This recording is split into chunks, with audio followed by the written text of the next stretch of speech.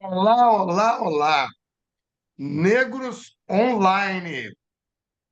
Hoje nós temos aqui uma verdadeira convidada super especial, provavelmente a futura, não, certamente a primeira mulher a presidir a OAB do Rio de Janeiro, muito em breve. E antes de eu passar a palavra para a Ana Tereza Basílio, a gente vai falar sobre a mulher na advocacia. Eu quero convidar você para se inscrever aqui embaixo e fazer o like ou gostei e se inscrever no canal da TV os Zumbi dos Palmares, a Unis Palmares, a faculdade da raça negra brasileira. E aí, por fim, então, pegamos a Ana Tereza Basílio. É, Ana Tereza, primeiro, as boas-vindas. Quero que você fale um pouquinho de você, como é que você virou essa potência da advocacia, e aí partimos para a mulher na advocacia. Meu querido amigo Adame, é um prazer enorme estar aqui nesse programa com você. Adame é um amigo querido de muitos anos, parceiro de muitas lutas. É uma alegria muito grande estar aqui, principalmente para falar sobre a mulher advogada, as dificuldades que a gente enfrenta. Eu sou Adame, advogada há 36 anos, atuo na área civil, consumidor, empresarial. E hoje eu exerço o cargo de vice-presidente da OAB do Rio. São muitos desafios, né? Eu comecei a carreira, não tinha parentes advogados, né, Dani? E eu tive muita dificuldade realmente no início da minha carreira, tinha poucos recursos, mas a advocacia é muito generosa, né? E tudo que eu tenho hoje na vida eu devo à advocacia. Eu fui bolsista quando eu estudei na Cândido Mendes, e eu devo isso ao falecido Silvio Capanema de Souza, que foi quem conseguiu a bolsa. E sempre foi assim um grande mestre para mim e para toda a minha família, né? Ele é muito amigo nosso. E foi tudo assim bastante difícil por ser mulher. Nós mulheres a gente tem que trabalhar bem mais para chegar no mesmo lugar que os homens. Ainda mais há 30 anos atrás, né?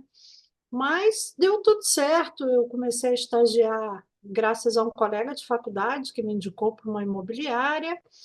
E aí eu fui crescendo com trabalho, com muito, muito estudo.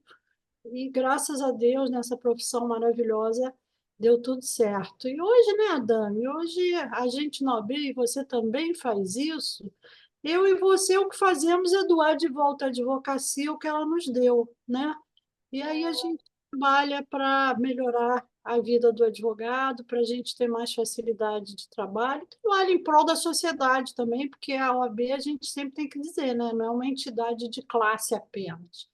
A OAB tem missões legais previstas no seu estatuto, né? Em que ela também tem que agir aí na defesa da sociedade, a defesa das boas bandeiras. E a gente tem trabalhado muito nisso e muito com a sua ajuda, né? Principalmente na questão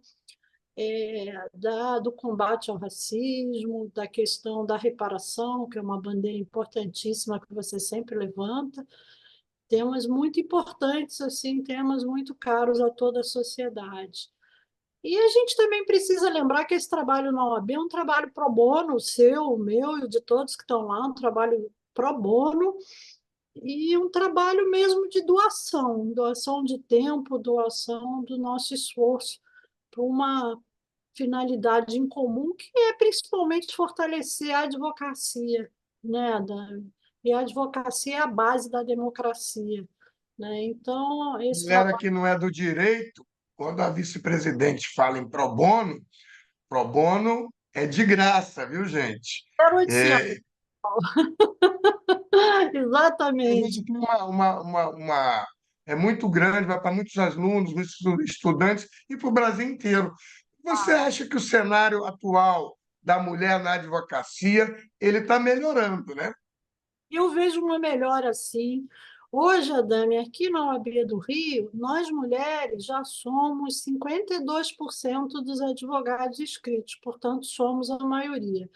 Eu vejo assim um maior espaço para a mulher, vejo mais mulheres presidentes de comissão, mulheres brancas, mulheres negras, eu vejo mais mulheres debatendo os temas, mas a gente precisa também reconhecer, Adame, que nos grandes escritórios de advocacia, nas grandes empresas, nos jurídicos, os cargos mais altos ainda são raros a ocupação por mulher. Então, a gente já melhorou muito na bandeira das mulheres, mas a gente ainda tem muito que avançar. Então, acho que o futuro na advocacia é um futuro. Eu estou muito animado porque eu estou fazendo uma mentoria. Você tem um programa ótimo da mentoria implementado na seccional, mas eu estou fazendo uma mentoria para a advocacia digital. Estou aprendendo muito e eu queria que você falasse do futuro da advocacia. Nós tivemos, Adame, uma mudança abrupta da nossa forma de trabalhar. Isso nunca é fácil, nunca é simples. Veio a pandemia e o processo que já estava eletrônico, mas ainda as pessoas se habituando àquela realidade 100% digital, de uma hora para outra o nosso trabalho ficou 100% digital, né? E houve uma mudança muito grande, não só na forma de trabalhar, mas também no próprio retrato da advocacia no Brasil. Hoje, a gente teve uma mudança muito grande depois da pandemia com a desregionalização da advocacia. Hoje eu vou num foro do interior, por exemplo, eu fui outro dia a Cordeiro, que é no interior do Rio. Mas é interessante, Adame, porque a gente vê a realidade. A realidade a gente tem que ver com os nossos próprios olhos. Não adianta olhar relatório, a gente tem que ir lá olhar. Cordeiro, por exemplo, em reunião com a juíza de Cordeiro, ela me disse, doutora Ana, a maioria dos advogados aqui são de São Paulo e de Minas. Eu falei, como? Houve uma invasão no interior de advogados de outros estados. E isso é uma desregionalização da advocacia, porque o Adame, advogado do Rio de Janeiro, ele pode de manhã fazer uma audiência no Amapá e de tarde no Rio Grande do Sul, e advogar muito bem nesses dois casos. E isso reflete numa mudança estrutural da própria concorrência entre os advogados. A gente antigamente, antes da pandemia, que não é nem tão antigamente assim, a gente tinha a figura do advogado correspondente, do audiencista, e o processo eletrônico tornou essas figuras menos úteis para os colegas. Então, está havendo uma grande mudança nas feições da advocacia. E a gente tem que pensar o seguinte: outro dia um advogado de Niterói chegou assim, ai, doutora Ana, estamos tendo muita concorrência na área trabalhista dos advogados de São Paulo, que estão entrando no mercado de Niterói. Aí eu virei para ele e falei assim, meu caro, então vamos fazer o seguinte, vamos fazer concorrência com ele lá em São Paulo. A gente vai ter que se desregionalizar e trabalhar no país inteiro. E aí entram aquelas regras de publicidade, avidações éticas, mas a gente vê que há muitos escritórios de outros estados fazendo propagandas ilícitas perante o nosso código de ética e atraindo clientes de massa de outros estados. E isso é um papel importante que a OAB tem de coibir, né, Adame? Tem um provimento importante sobre essa questão e que eu estou atento lá na mentoria lá. Eu queria saber agora, não poderia deixar de fazer essa indagação, querida Ana, é sobre o papel da OAB e da advocacia em geral na questão racial no Brasil e na reparação da escravidão, que eu lido há muito tempo com isso aí e você sempre foi uma parceira de primeira hora. Eu esclareço para todos aí que eu conheço a Ana muito tempo antes dela ser a vice-presidente da OAB do Rio de Janeiro. Então, é importante essa a sua opinião agora, especialmente no momento que a gente vive hoje. Sem dúvida, Dami. Eu também queria aqui registrar que eu sou uma admiradora do seu trabalho, da sua luta pela reparação, que é uma luta extremamente justa, extremamente relevante. Eu vi os seus embates com Portugal, é, fiquei horrorizada com algumas posições do governo português, como eles estão atrasados nesse tema, né? Mas eu sou uma grande admiradora do seu trabalho, eu acho que a gente tem que lutar, inclusive na OAB, pela reparação, pelo combate à discriminação racial. A gente tem que ser muito duro e verdadeiramente intransigente com esse tipo de conduta, Dami. Nós estamos no século XXI e esse não pode, não, isso não pode ser mais tema a essa altura da vida, né? Nós já estamos com Inclusive para os não advogados, né? e Inclusive para os não advogados que assistem ao nosso programa também.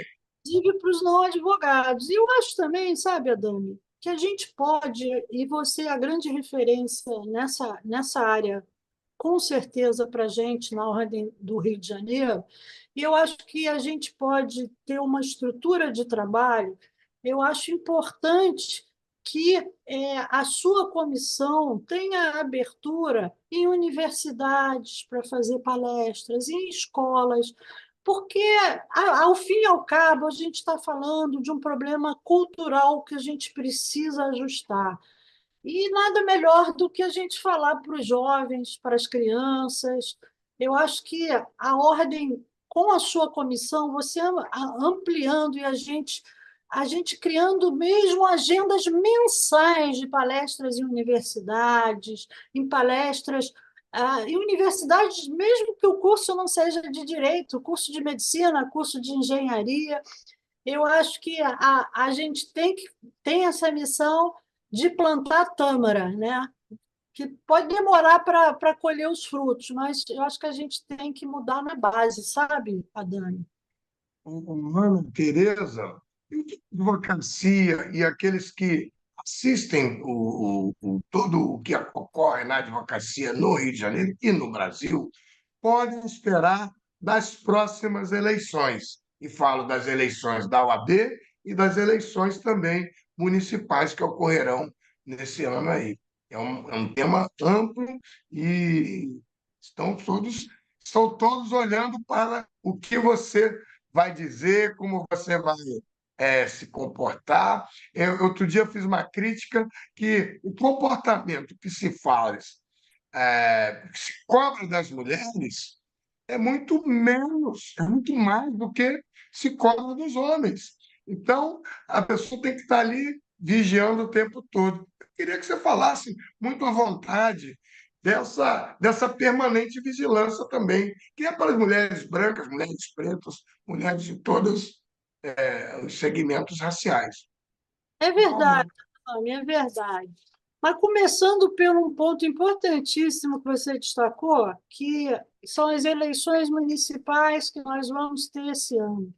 A gente precisa lembrar para quem está nos assistindo, quem está nos dando a honra de nos assistir, que o voto é um instrumento muito poderoso e às vezes a gente não se dá conta disso. Eu fui 4 anos desembargadora eleitoral no TRE e eu visualizei de dentro da justiça eleitoral o poder do voto.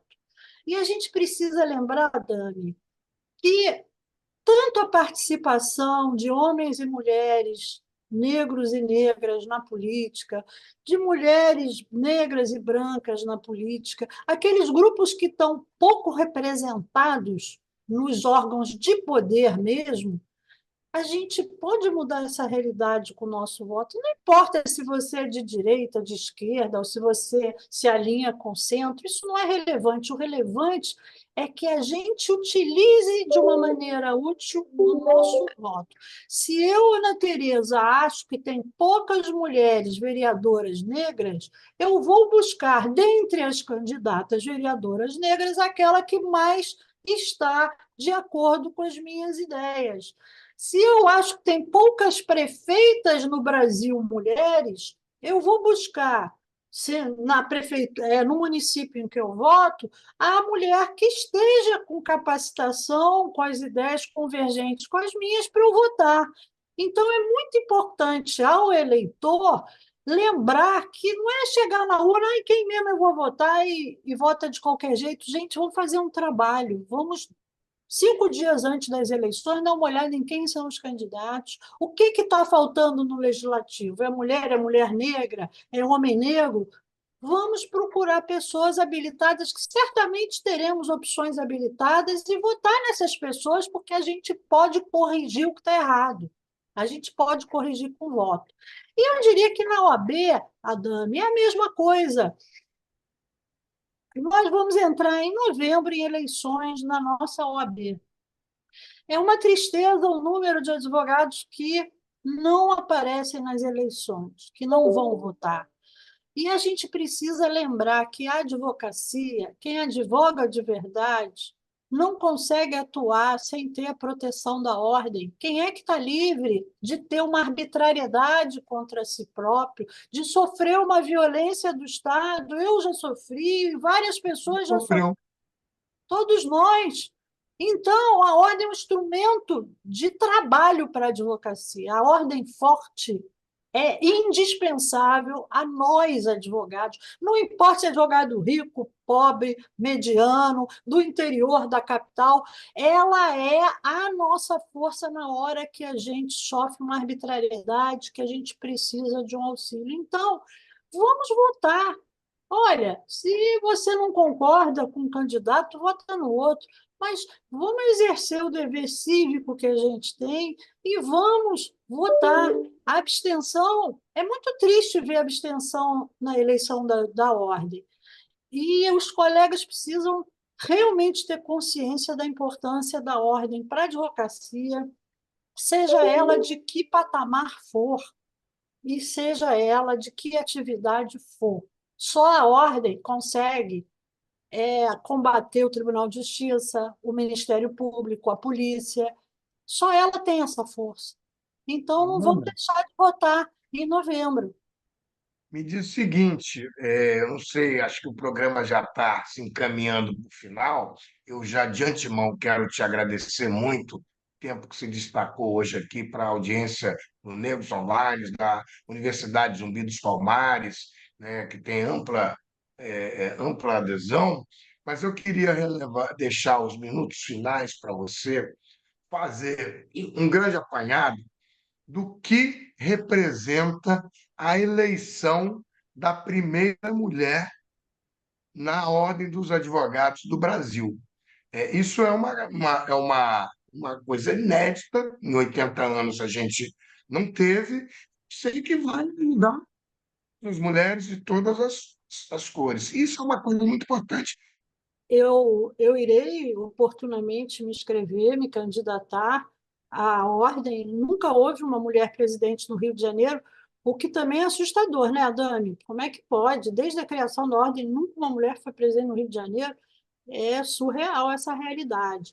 Mas o que eu pretendo, se eleita for e se me derem essa honra de representar a advocacia, em primeiro lugar, manter a ordem apartidária, sabe, Adani? Eu acho que a ordem não pode entrar em discussões partidárias. A ordem está acima das discussões partidárias. A ordem tem discussões institucionais, democráticas, constitucionais. Essas são as nossas bandeiras. E aí não importa se é de direita ou de esquerda, se é de centro, o que nos importa são os direitos constitucionais, a defesa da sociedade. Então, em primeiro lugar, a questão crucial para mim é realmente a OAB distanciada da política partidária. Assim, o segundo objetivo maior é a ordem totalmente focada para a advocacia, para o advogado. O advogado está sendo bem atendido no presídio de Volta Redonda? Não está? Então vamos pegar o carro, vamos lá e vamos ver o que está acontecendo e como é que a gente resolve isso. Ordem voltada para o advogado do dia a dia, aquele que está tendo dificuldade. A ordem também precisa dar oportunidade de trabalho. Eu acho que a gente precisa fazer feiras de estágio, feiras de trabalho. Eu acho que a ordem tem a capacidade de aglutinar contratantes e pessoas dispostas a trabalhar. E eu acho também que a ordem tem que ser uma parceira da sociedade e em melhorar o nosso estado como um todo. A violência no Rio de Janeiro afugenta os investimentos, as empresas, e nós, advogados, sofremos muito com isso, né? Porque sem um investidor aqui, você não tem disputas trabalhistas, você não tem disputas cíveis, e a gente está num processo de empobrecimento muito grande do Estado do Rio. E eu acho que a ordem tem que apoiar também movimentos de fortalecimento do nosso Estado, da nossa economia, que está em frangalhos. Então, eu acho que isso é muito importante também. E há outras propostas que a gente tem. Eu acho importante criar o Centro Cultural da UAB. Nós não temos centro cultural. Eu faço questão, se eleita for, de criar.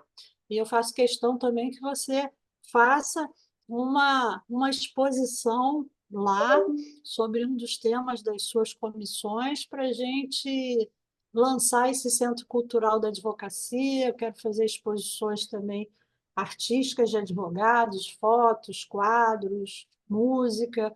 Acho importante a gente também dar atenção ao lado cultural. Agora, você já sabe, eu acho que todo mundo que me conhece já sabe que, assim, a minha prioridade absoluta é passar conhecimento de qualidade gratuito para a advocacia. Eu acho que não temos outro caminho para crescer senão o conhecimento, o estudo e a atualização. Então, a mentoria e a ESA são dois instrumentos fundamentais para a gente fazer isso. Hoje a gente já tem na mentoria 20 mil alunos inscritos, né? Mas a gente tem que ampliar isso. O meu projeto maior é levar pós-graduação, mestrado e doutorado gratuito na ESA para advocacia. Se eu conseguir algum dia implementar isso, eu vou ficar muito feliz. Processo civil, previdenciário, eu acho que a gente dando aquele advogado que não tem acesso, não tem recurso, que está no interior, acesso ao currículo de qualidade, a gente vai estar valorizando toda a advocacia, Dani. Querida Ana, e me diga o seguinte: e a inteligência artificial, que tem sido permanente preocupação e ponderação do ministro Barroso, tem falado isso tantas vezes do Supremo, como é que isso está na vida do advogado que está lá na ponta? Eu acredito, Adame, esse é um ponto importantíssimo. Eu acredito que a inteligência artificial nunca vai substituir o advogado. Ela vai vir como mais uma ferramenta de auxílio para agilização, para facilitação do trabalho do advogado. É, por mais desenvolvida que seja a máquina, ela nunca vai ter aquele sentimento da situação, aquela humanidade de se verificar uma situação e buscar um caminho para solucionar um problema. E eu digo a mesma coisa para os juízes, né? E me preocupa muito, Adame, é, essas colocações do Poder Judiciário, também aqui do Rio, de Brasília, no sentido de ter primeiras minutas de decisões elaboradas pela inteligência artificial. Eu acho que a gente ainda não tem um grau tecnológico que permita um procedimento desse com segurança. Outro dia, a manchete do Globo era uma receita que o ChatGPT deu para alguma pessoa, dizendo que um dos ingredientes era pedra. A gente ainda não chegou num estágio em que a inteligência artificial esteja funcionando de maneira segura. Então, eu acho que não é prematuro que as primeiras minutas de decisão judicial sejam feitas por esse método. E os juízes com 10, alguns com 15 mil processos no seu cartório, não vão conseguir revisar com o cuidado que hoje a inteligência artificial exige, porque ela comete essas atrocidades. Outro dia mesmo, o site Migalhas noticia que uma petição feita no ChatGPT, o ChatGPT inventou um acórdão do STJ. Ou seja, isso é muito perigoso, né, Adame? Eu acho que a gente tem que investir sim, mas como ferramenta de auxílio. E vamos ver no futuro se ela vai atingir um grau que se possa dar atividade de maior confiança para a inteligência artificial. Eu acho muito importante essas suas considerações, creio que é importante também destacar o papel que a OAB tem na defesa dos direitos humanos, dos direitos da sociedade, que muitas vezes a OAB foi a guardiã desses direitos, ao lado dos direitos corporativos, né, de funcionar como associação de classe, mas sempre foi uma peça fundamental nos direitos da sociedade. Sem advogado não há democracia. Aliás, a gente jura, quando recebe a carteira da OAB, a defesa dos direitos humanos. É um ponto muito importante a defesa dos direitos humanos. A intolerância religiosa tem que ser combatida. Nós temos muitas bandeiras importantes e muito trabalho pela frente, né, Dami? A gente tem uma surpresa aí muito em breve sobre essa questão da intolerância religiosa lá junto do TJ. Só você que sabe. Mas Ah, vamos guardar segredo aí. não, gente, é maravilhosa mesmo. Isso aí. Com isso a gente se despede. O meu bom dia, boa tarde, boa noite.